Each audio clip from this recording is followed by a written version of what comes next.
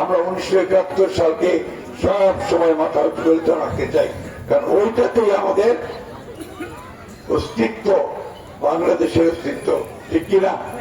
আগত নৌকাটা ছিল আর ধানের শেষ নৌকার মধ্যে হইত, এরা নৌকাটা নাই।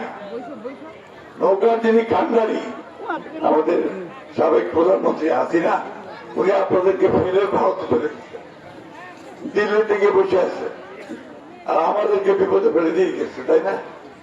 থাকলে অন্তত একটা গণতান্ত্রিক অবস্থা চলতো, তাই তো?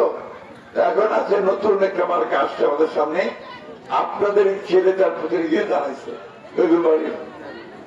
তাই না? ভালো ছেলে, অল্প বয়স, এরা ভালো ছেলে। আমরা পুরাই আমরা বহুবার ইলেকশন করছি, এমপি হয়েছি, সরকারটা চালানোর অভিজ্ঞতা আমাদের আছে। ওর বয়স কম, সামনের দিকে ইনশাল্লাহ আর ভালো করতে পারবো যদি লেগে থাকতে পারে, তাই না? আমার তো শেষ সময়, এটাই আমার শেষ নির্বাচন।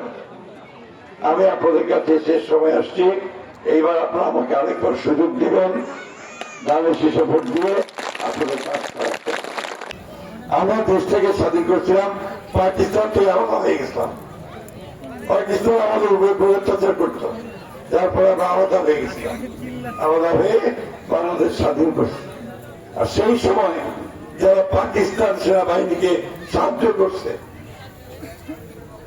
আমাদের হাজার হাজার মানুষকে হত্যা করছে, এরা এবার ওরা ভোটটা আসে কিছু, তারাই আমার ভোট চাচ্ছে দেশ চালাবে।